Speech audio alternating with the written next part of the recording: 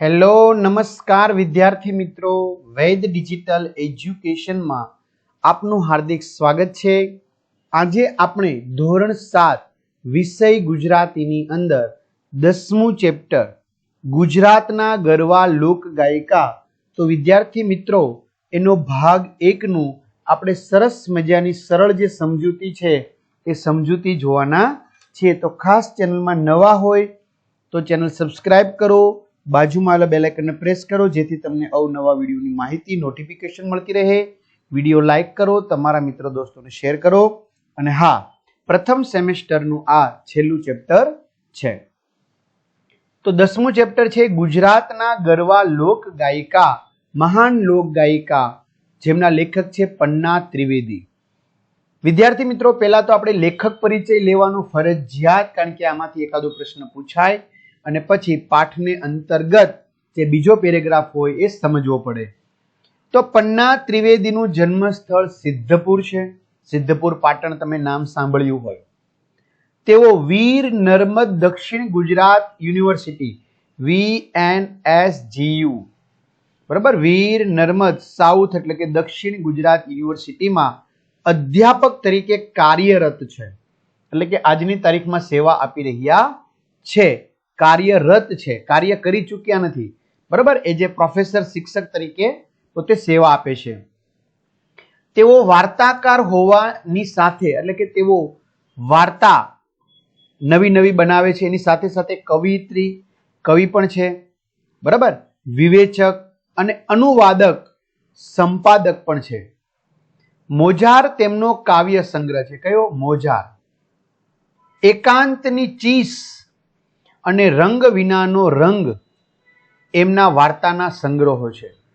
તેમના પુસ્તકો ગુજરાત સાહિત્ય અકાદમી, ગુજરાત સાહિત્ય પરિષદ તેમજ સાહિત્ય અકાદમી દિલ્હી દ્વારા પુરસ્કૃત થયા છે, એટલે કે સન્માનિત થયા છે। અહીંયા લેખક પરિચય થયો। પાઠમાં શું કહેવા માંગે છે?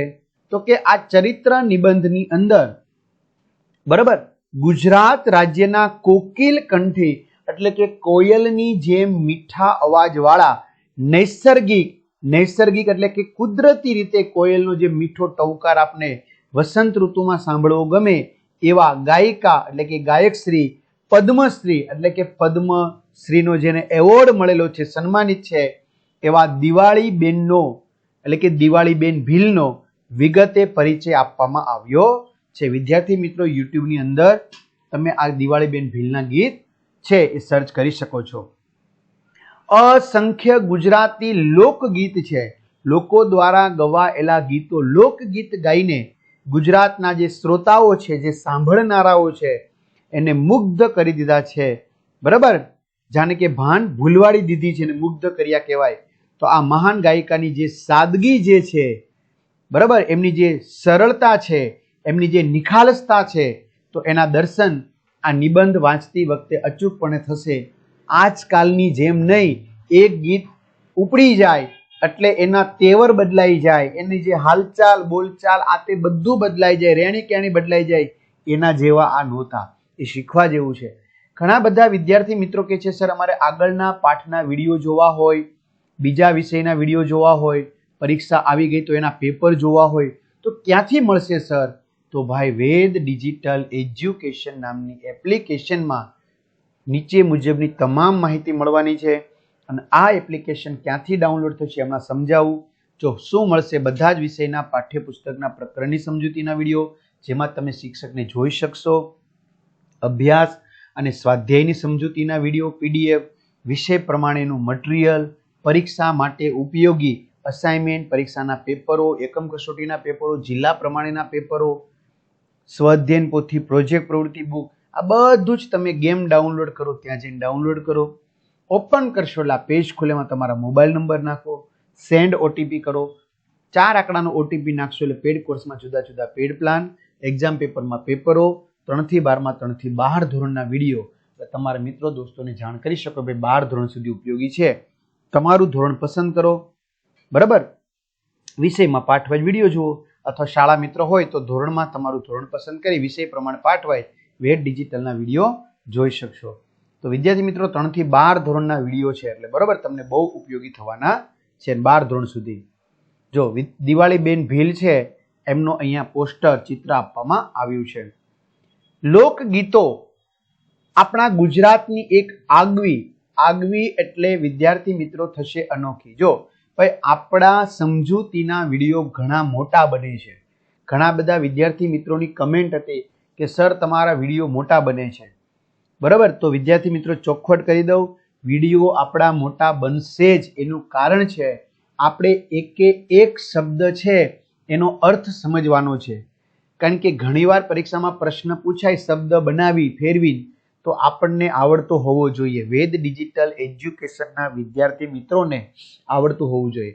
સમાનાર્થી, વિરુદ્ધાર્થી, તળપદા રૂપોનું શિષ્ટ રૂપ આપો, બરાબર, કે પછી રૂઢિ પ્રયોગો પૂછાય, કહેવતો પૂછાય, તો તમને આવડતી હોવી જોઈએ. એટલા માટે ઘણા મિત્રો સરસ કમેન્ટ કરે છે કે નહીં સર તમે ઊંડાણપૂર્વક સમજાવો છો, એનાથી અમને બહુ મજા આવે છે. સારી વાત મિત્રો, તે માટે તમારો આભાર. લોકગીતો જે છે એ આપણા ગુજરાતની એક અનોખી ઓળખ છે, બરાબર, જે આપણા ગુજરાતની એક અલગ તારી આવે છે.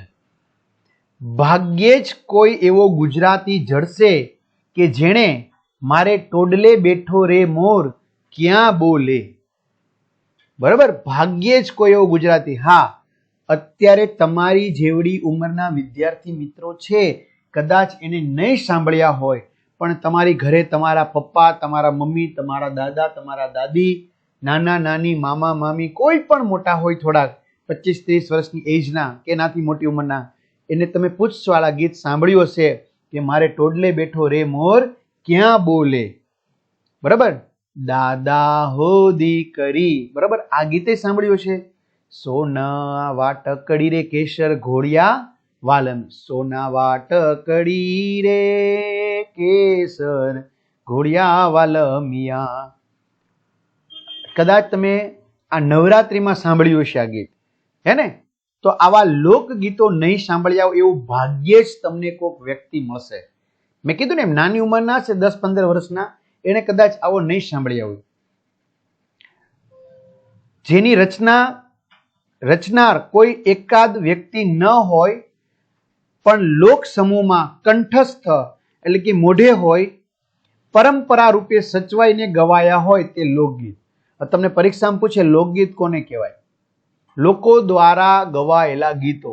એટલે કે આ ગીતની રચના કરનાર કોઈ એક વ્યક્તિ ન હોય, પણ લોકોના સમૂહ દ્વારા ગાવામાં આવ્યા હોય, એમને મોઢે હોય, કંઠસ્થ હોય, પછી એમણે ગાયા હોય તો એને પછી બીજાએ સાંભળ્યા હોય, પછી એ ગાય, તો આવી રીતે ક્રમશઃ બધા ગાતા હોય અને આવી રીતે સચવાતા હોય, તો આના કોઈ લેખક ન હોય તો આને કહેવાય લોકગીત.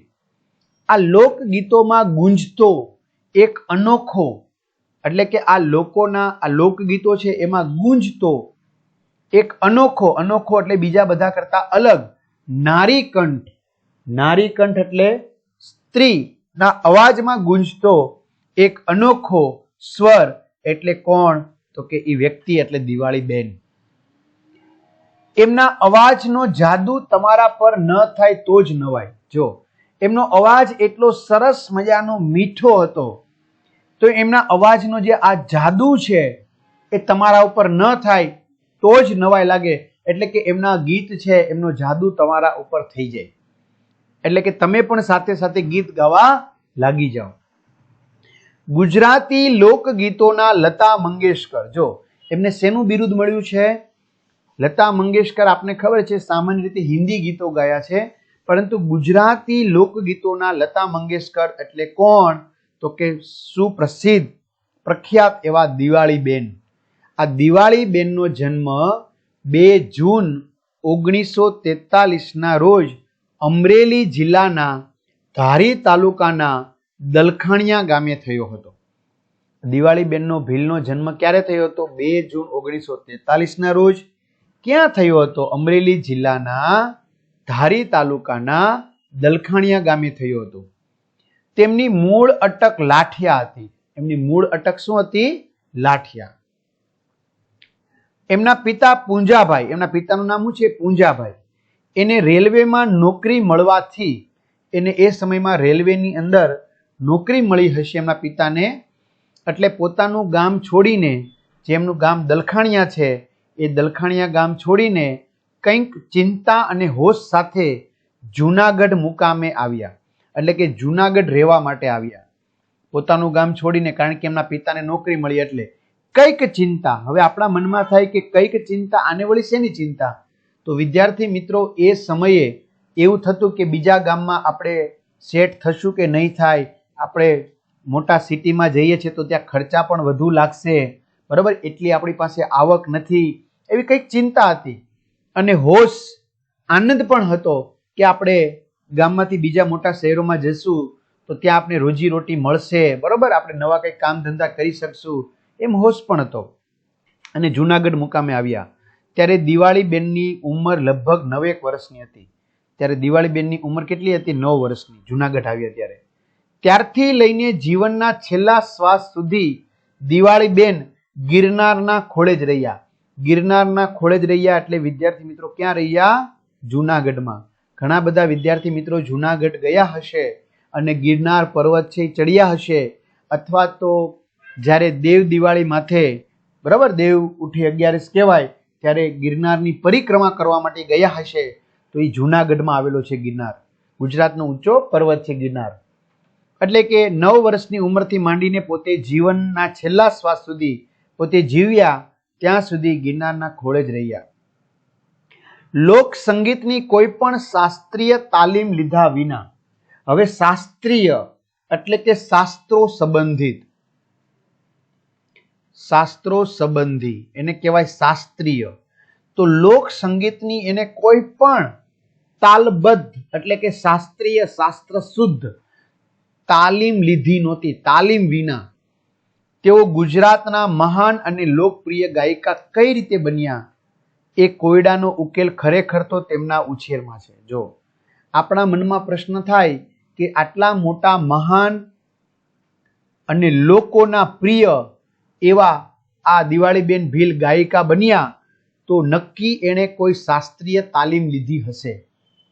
પણ ના વિદ્યાર્થી મિત્રો, એણે કોઈ પણ શાસ્ત્રીય તાલીમ લીધા વિના આવા મહાન અને લોકપ્રિય ગાયિકા બન્યા હતા. તો એની પાછળનો જાદુ શું છે? એની પાછળનો આ કોયડો શું છે? પ્રશ્ન શું છે? તો ચાલો એમનો પ્રશ્નનો હકીકતમાં જવાબ એટલે કે ઉકેલ, કોયડો હોય એનો ઉકેલ મળે. કોયડો એટલે પ્રશ્નનો, ઉકેલ એટલે એનો જવાબ. ખરેખર તો એમના ઉછેરમાં છે. એટલે કે એમના ઉછેરમાં જ એમને કોઈ પણ શાસ્ત્રીય તાલીમ વગર આવા મહાન અને લોકપ્રિય ગાયિકા બનવામાં ફાળો હતો, એમના ઉછેરમાં. તો એમના પિતાનું નામ પુંજાભાઈ કીધું, એમની માતાનું નામ મોંઘીબેન હતું. એ ગૃહિણી હતા. ગૃહિણી એટલે કે ઘર સંભાળતા હતા. હરતા, ફરતા અને દળતા. એટલે કે હરતા ફરતા તો આપને ખબર પડી જાય કે અહીં ત્યાં જવું અને હરતું ફરતું કહેવાય. પણ દળતા એટલે? તો વિદ્યાર્થી મિત્રો, એ સમયમાં ઘરઘંટી નહોતી. એટલે જે ઘંટલા હોય, ઘંટલાના 2 પડ હોય, તમારા દાદીમાં હોય તો પૂછજો. ઘંટલાના 2 પડ હોય, એમાં બીજા ઘંટલા ઉપર આવો દાંડો હોય અને ઘંટલાની વચ્ચે એક છિદ્ર હોય, એમાં અનાજ નાખતું જવાનું અને ઘંટલાનો હાથો ગોળ ગોળ ફેરવવાનો હોય, બરાબર. ઘંટલો કે લગ્ન પ્રસંગમાં પણ તમે જોયો હશે. તો આ ઘંટલો છે એમાં અનાજ દળતા, બરાબર. એટલે આખા ઘરનું અનાજ દળવાનું હોય એક સાથે, એટલે કેટલો સમય લાગે. એટલે હરતા, ફરતા, દળતા તેઓ ગીતો ગાતા. કોણ? એમના માતા મોંઘીબેન. ને નાનકડી દિવાળી એટલે કે આ દિવાળીબેન ધ્યાનથી ઝીલ્યા કરે. એટલે કે એમના માતા ગાતા અને પાછળ પોતે ગાતા, એટલે એને ઝીલવું કહેવાય, બરોબર. ઝીલવું એટલે કેચ કરવાની વાત નથી. કોઈ ગવડાવતું હોય ને પછી આપણે ગાઈએ અને એને ઝીલ્યું કહેવાય. હવે દિવાળીબેન પ્રશ્ન પૂછે છે એની માતાને કે મને આવું ગાતા ક્યારે આવડશે? શું કે છે? મને આવું ક્યારે ગાતા આવડશે તમારા જેવું? એવો પ્રશ્ન પૂછે છે. પ્રશ્ન પૂછે છે મને તમારા જેવું ગાતા ક્યારે આવડશે? એવી એને ધગસ હતી, હોશ હતો. એટલે કે કંઈક મેળવવાની ઈચ્છા હતી, એને ધગસ કહેવાય. તો એવી ધગસ સાથે દિવાળી પણ કામણગારા કંઠથી ગાતી રહેતી. એટલે કામણગારા એટલે કે કોઈ કામણ કરી જાય, બરોબર, તમને કોઈ તમારી ભાન ભૂલાવી દે, એને કામણ કહેવાય. નથી આવતું સરસ મજાનું? કામણ મને કોઈ કરી ગયું, વેરાગણ કોઈ કરી ગયું, બરોબર. એની જેમ એવી ધગસ સાથે દિવાળી પણ કામણગારા, બરોબર, તમને હરી લે, કામણ કરે તેવું, તમને મોહ જગાડે એવું મોહક, બરાબર, તમને આકર્ષી લેવું કંઠથી ગાતી રહેતી.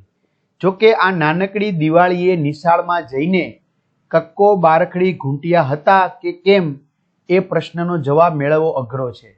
એટલે કહેવાનો અર્થ એવો છે કે એમણે ભણતર મેળવ્યું હતું કે નહીં, દિવાળીબેન ભણ્યા હતા કે નહીં, એ કહેવું મુશ્કેલ છે, અઘરું છે. એટલે કહે છે જો કે આ નાનકડી દિવાળીબેન નિશાળમાં જઈને, શાળાએ જઈને કક્કો બારખડી ઘૂંટ્યા હતા કે નહીં, એટલે કે અક્ષર જ્ઞાન મેળવ્યું હતું કે નહીં, ભણ્યા હતા કે નહીં, કેમ કે એ પ્રશ્નનો જવાબ આપવો અઘરો છે, એ માહિતી નથી. વળી પડ્યા પર પાટું ને દાજ્યા પર ડામ જેવી એક બીજી ઘટના બની. શું કે છે? પડ્યા ઉપર પાટું અને દાજ્યા ઉપર ડામ. તો વિદ્યાર્થી મિત્રો આ એક શું છે? કહેવત છે. બરાબર, આ એક શું છે? કહેવત. કે પડી જાય અને કોઈ પાટું મારે, અથવા તો દાજેલું હોય ત્યાં કોઈ ડામ આપે, તો એને શું કહેવાય? પડ્યા ઉપર પાટું અને દાજ્યા ઉપર ડામ. એટલે કે છે પડ્યા ઉપર પાટું, પડી જાય પછી પાટું મારે કેવી દિશા થાય, અને દાજી ગયો એને ડામ આપે તો કેવી દિશા થાય, જેવી એક બીજી ઘટના બની. શું? પિતાએ દિવાળીના લગ્ન હોંશે હોંશે કરી નાખ્યા. હવે હોંશે હોંશે એટલે ઉમંગભેર, ઉમંગથી, આનંદથી કરી નાખ્યા. બરાબર, એમના પિતાએ એમના લગ્ન આનંદથી કરી નાખ્યા, હોંશે હોંશે. દિવાળી પાનેતર ઓઢીને સાસરે રાજકોટ ચાલી ગઈ. એટલે એનો અર્થ એવો થયો એમના લગ્ન ક્યાં કર્યા? રાજકોટ કર્યા. રહેતા હતા ક્યાં? જુનાગઢ. એટલે પાનેતર, બરાબર, એટલે પતિના નામનું જે ચુંદડી ઓઢવી એટલે ચુંદડી અને પાનેતર કહેવાય. તો એ ઓઢીને સાસરે રાજકોટ ચાલી ગઈ. પણ કુટુંબનો હરખ લાંબો ટક્યો નહીં, કારણ કે એમના પિતાએ હોંશે હોંશે એમના લગ્ન કરી દીધા હતા. જે ઉમંગ હતો, જે આનંદ હતો, એ આનંદ લાંબો ટક્યો નહીં. શા માટે આનંદ લાંબો ટક્યો નહીં? કોઈક કારણોસર પિતાને વાંધો પડતા દીકરીને સાસરેથી પાછી તેડાવી લીધી. જો કોઈક કારણોસર, એ સમયમાં મિત્રો કદાચ દહેજ પ્રથા હશે, બરાબર, કદાચ એમને દહેજ પૂરું પાડવામાં આવ્યું નહીં હોય, એવું બની શકે, કારણ કે એમની સ્થિતિ, આર્થિક સ્થિતિ તો ગરીબ હતી, બરાબર, કદાચ એવું હોઈ શકે. પણ અહીંયા કોઈ ચોક્કસ કારણ આપવામાં આવ્યું નથી. તો દીકરીને સાસરેથી પાછી તેડાવી લીધી. માત્ર 2 દિવસનું લગ્ન જીવન જીવીને, જો કેટલા દિવસ, ખાલી 2 દિવસ જ સાસરે રહ્યા. 2 દિવસનું લગ્ન જીવન જીવીને દિવાળી બેને સંસારના નામે કડવો ઘૂંટડો ગળી જઈને સ્વર સાધનાનો આશરો લીધો. જો શું કે છે? માત્ર 2 દિવસનું જ લગ્ન જીવન એને માણ્યું, પછી આ દિવાળી બેને સંસારના નામે કડવો ઘૂંટડો ગળી ગયા. એટલે કે ત્યાર પછી એને સંસારમાં કોઈ મોહ ન હોય એવી રીતે, બરાબર, અને આજીવન પછી એમને ક્યારે લગ્ન કર્યા નથી. એટલે એ કડવો ઘૂંટડો ગળી જઈ અને સ્વર સાધનાનો, એટલે કે આ એમનો જે અવાજ હતો, એમના જે ગીત હતા, એમનો એને આશરો લીધો. બરાબર, આશરો લીધો એવું આપણે કહી શકાય. આગળ આશરો એટલે છત્રછાયા, આશ્રય એટલે એને આશરો કહેવાય. છત્રછાયા લીધી, સ્વર સાધનાનો એટલે કે આનો આશ્રય લીધો, ગીતનો. દિવાળીની ઉંમર કાચી હતી, એટલે કે નાની ઉંમર હતી, કારણ કે વિદ્યાર્થી મિત્રો એ સમયમાં નાની ઉંમરમાં લગ્ન કરવામાં આવતા હતા. બરાબર, ત્યારે કોઈ ચોક્કસ કાયદા કાનૂન તો હતા નહીં, એટલે કાચી ઉંમર હતી. પણ સમજણ ઘણી પાકી હતી, એટલે કે ઉંમર એની નાની હતી, બરાબર, પણ એની પાસે સમજણ, જ્ઞાન ભરપૂર હતું. તે સમજતી હતી કે લુગડાને થીંગડું દઈ શકાય. સાંભળજો બરાબર, તે શું સમજતી હતી? કે લુગડું હોય, કાપડ હોય, અને કદાચ તૂટી ગયું હોય તો એને તમે થીંગડું મારી દો, બીજું કાપડ લગાડી દો તો ચાલે. પણ પેટને કંઈ ઓછું જ થીંગડું દેવાય છે. એટલે કે આજે આપણું પેટ છે, બરાબર, તો એને થોડું થીંગડું દેવાય છે, એને થીંગડું દીધે થોડું ચાલે આપણા પેટને, બરાબર. એટલે એ કહે છે કે નાની ઉંમરમાં બહુ વધુ એની પાસે જ્ઞાન હતું, એમ કહેતોય ચાલે.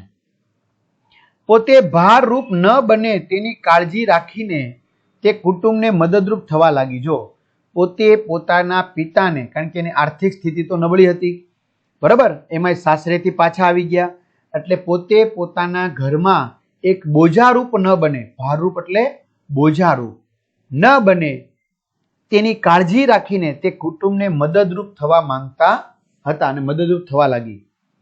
પિતાની સ્થિતિ એટલે જો એના પિતાની સ્થિતિનું વર્ણન કરે છે. એક સાંધે ત્યાં 13 તૂટે એવી હતી. એક સાંધે ત્યાં 13 તૂટે એટલે એક મુશ્કેલીમાંથી માંડ માંડ માર્ગ કાઢીએ તો આ બીજી મુશ્કેલી આવીને ઊભી જ હોય. બરાબર, એવી એના પિતાની સ્થિતિ હતી. કામ કર્યું તેણે કામણ કર્યું એટલે કે કામ કરનાર સૌને પ્રિય લાગે છે. એ દ્રષ્ટાંત દિવાળીમાં બધાને દેખાવા લાગ્યું. એટલે કે દિવાળી બેનમાં બધાને એ ઉદાહરણ, દ્રષ્ટાંત એટલે ઉદાહરણ જોવા મળ્યું. જો કે આવા કપરા દિવસોમાંય, કપરા એટલે વિદ્યાર્થી મિત્રો કહી શકાય કે મુશ્કેલ, કપરા એટલે કેવા? મુશ્કેલ. તો આવા મુશ્કેલ દિવસોમાંય લોકગીત, ગરબા, ભજન ગાવાની ટેવ કેવળ દિલાસો આપનારી જ નહીં પણ દિવ્ય આરાધના બની રહી. એટલે કે આવા કપરા એટલે કે મુશ્કેલીના દિવસોમાં આ લોકગીત ગાતા, ગરબા ગાતા, ભજન ગાતા, એ જે એમની ગાવાની ટેવ હતી એ કેવળ એટલે કે માત્ર એને આશ્વાસન, દિલાસો એટલે હું આશ્વાસન આપનારી જ નહીં પણ દિવ્ય આરાધના બની રહી. એટલે કે એમના ઘરની જે આર્થિક સ્થિતિ હતી એને ટકાવી રાખવામાં પણ એ આધારરૂપ બની. ભવિષ્યની આ મહાન ગાયિકા, જો હજી ત્યારે કોઈ એમનું કઈ નામ જગ પ્રખ્યાત નહોતું, બરાબર, હજી કોઈ જગ પ્રખ્યાત નહોતું. એટલે કે છે ભવિષ્યમાં આ મહાન ગાયિકા સ્વાવલંબન, સ્વાવલંબન એટલે પોતાના ઉપર આધાર રાખનાર, પોતાના પર આધાર રાખનાર એને કહેવાય સ્વાવલંબન. સ્વાવલંબન અને મહેનતથી તમામ પડકારો ઝીલતી રહી. જો સ્વાવલંબન એટલે કે પોતાના પગ ઉપર પોતે ઊભી હતી એમ કહો તોય ચાલે, બરાબર. પોતાની મહેનતથી એ તમામ પડકારો છે, મુશ્કેલીઓ છે, એનો શું કરતી હતી? તો કે સામનો કરતી હતી.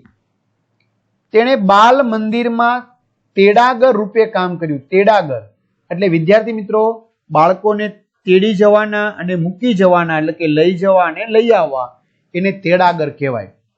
બરાબર. તેણે બાલ મંદિરના તેડાગર એટલે કે બાળકની નિશાળે લઈ જનાર, લાવનાર, તેડા કરનાર, એને કહેવાય તેડાગર રૂપે કામ કર્યું. 20 વર્ષની ઉંમરમાં તેઓ એક હોસ્પિટલમાં નોકરીમાં જોડાયા. કેટલા વર્ષની ઉંમરે? 20 વર્ષની ઉંમરે તે એક હોસ્પિટલ છે એની અંદર શેમાં જોડાયા? તો કે નોકરીની અંદર જોડાયા. આગળ વધીએ. ઉપરાંત તેણે રસોઈ બનાવવાનું કામ પણ સ્વીકાર્યું. જો કોઈ જગ્યાએ રસોઈ બનાવવાની હોય તો રસોઈ બનાવવાનું કામ પણ એને સ્વીકારી લીધું. ઘસાઈને ઉજળા થવાનો રહેવાનો તેનો ગુણ ઉડીને આંખે વળગતો. શું કે છે? ઘસાઈને ઉજળા રહેવું એટલે કે બીજાને મદદરૂપ થઈને કામ કરવું, એનો જે એને આનંદ મળતો હતો, સંતોષ મળતો હતો, એ આપણે ઉડીને આંખે વળગી એવો હતો. એ સંતોષ છે એ આપણે શું થાય? ઉડીને આંખે વળગે એટલે કે જોઈને આપણી આંખ ઠરી જાય, બરાબર, આપણે આનંદ થાય એવો હતો. એટલે કે ટૂંકમાં બીજાને મદદરૂપ થઈ કામ કરીને જે સંતોષ મેળવતા, એ જે આનંદ હતો એ આંખોને ચોંટે એવો હતો, આંખોને ઠરે એવો હતો. એકવાર એક અદ્ભુત ઘટના ઘટી. શું કે છે? એકવાર એક અદ્ભુત એટલે વિસ્મય, આશ્ચર્ય થઈ જાય એવી, બરાબર, આશ્ચર્યચકિત કરી દે એવી ઘટના બની. ઘટી એટલે બની. નવરાત્રીના એ દિવસો હતા. વિદ્યાર્થી મિત્રો હમણાં નવરાત્રી, બરાબર, દિવસો છે જ, તો એ નવરાત્રીના દિવસો હતા. ગુજરાતના મહાન લોક ગાયક, એ સમયના મહાન લોક ગાયક હેમુ ગઢવી, હેમુભાઈ ગઢવી. આમાં રાજકોટ જિલ્લામાં કોઈ હોય એને ખબર હશે, રાજકોટમાં હેમુ ગઢવી હોલ પણ છે. તો હેમુ ગઢવી રાજકોટ આકાશવાણી, બરાબર, પેલા લોકો આકાશવાણી સાંભળતા રેડિયામાં, તો એના માટે સૌરાષ્ટ્રના ગામડે ગામડે જઈને રાસ, ગરબા, લોકગીતો વગેરેનું ધ્વનિ મુદ્રણ કરતા હતા. શું કે છે? એ ગુજરાતના મહાન લોકગાયક હેમુ ગઢવી જે છે એ રાજકોટ આકાશવાણી માટે એને કોઈ વ્યક્તિની જરૂર હશે, બરાબર. એટલે એ નવરાત્રીના દિવસોમાં ગામડે ગામડે જઈને રાસ, ગરબા, લોકગીતો જે છે એ જે બહેનો ગવડાવતી હોય એવા બહેનોની શોધમાં હતા કે જેથી કરીને આકાશવાણીનું સંચાલન કરી શકે. કારણ કે બીજા આમ તો કંઈ સાંભળતા તો જોવા ન મળે, પણ નવરાત્રીમાં ગીતો ગવડાવતા હોય એટલે સાંભળવા મળે. એટલે રાસ, ગરબા, લોકગીતો વગેરેનું ધ્વનિ મુદ્રણ કરતા હતા, ધ્વનિ એટલે અવાજ અને મુદ્રણ એટલે પ્રિન્ટ, બરાબર. એટલે ગીતો એ રેકોર્ડેડ કરતા હતા, લખતા હતા. તે તથા તેમના મિત્રો એટલે કે હેમુ ગઢવી તથા તેમના હેમુ ગઢવીના મિત્રો અથાગ, અથાગ એટલે કે ખૂબ જ, રજળપાટને અંતે એટલે કે અથાગ મહેનતને અંતે, રજળપાટ એટલે કે રજળિયા કરવું, બરાબર. તે એટલે કે આમથી આમ રખડતા હતા, ગોતતા હતા. ત્યારે છેલ્લે જુનાગઢ પહોંચ્યા, એટલે છેલ્લે જુનાગઢ આવ્યા. પણ જે લોકગીતો અને લોક ગાયિકાઓની ભાળ મેળવવાની હતી તે સાંપડી નહીં. શું કે છે? એને જે લોકગીતો જોતા હતા અને આ લોકગીતો ગાવાવાળી જે લોક ગાયિકાઓની એને જે ભાળ મેળવવાની હતી, બરાબર, એમને ભાળ મળી નહીં. એમ કહેતોય ચાલે, સાંપડી નહીં. સાંપડી નહીં એટલે કે મળી નહીં, બરાબર. એટલે કે છે કે એમને આ જે લોક ગાયિકાની જે ભાળની જરૂર હતી એ ભાળ મેળવવાની હતી, શોધ કરવાની હતી. એમ ભાળ મેળવી એટલે શોધ મેળવી, તો એ સાંપડી નહીં, એ સફળ થઈ નહીં.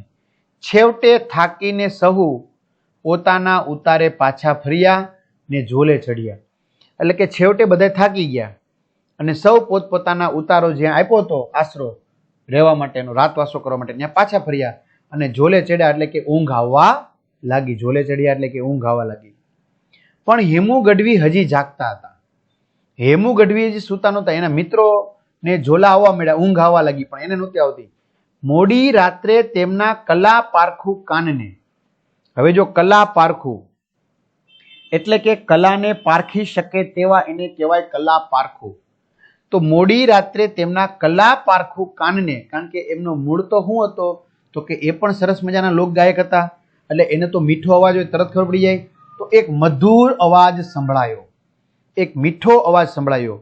ઝાંઝ પખાજ વેણા જંતર વાગે, ઝાંઝ પખાજ વેણા જંતર વાગે, નગારાની બોલે ઠોર વનમાં ઝીણા બોલે મોર. ઝાંઝ પખાજ વેણા જંતર વાગે, નગારાની બોલે ઠોર વનમાં ઝીણા બોલે મોર. આ ગીત છે એ એના કાને આવ્યું. આ ગીત ક્યાં આવ્યું? એમના કાને. આ સાંભળીને હેમુભાઈના ઉત્સાહનો પાર ન રહ્યો. એટલે કે હેમુભાઈ અત્યંત શું આવી ગયા? આનંદમાં આવી ગયા. એમનો ઉત્સાહ વધી ગયો. શું કામ? કારણ કે આવા એમને ગાયકની જરૂર હતી. તો વિદ્યાર્થી મિત્રો, અહીંથી જે માહિતી છે એ આપણે નેક્સ્ટ વિડીયોમાં લઈશું. અહીં સુધી રાખીએ. અસ્તુ. જય હિન્દ, જય ભારત.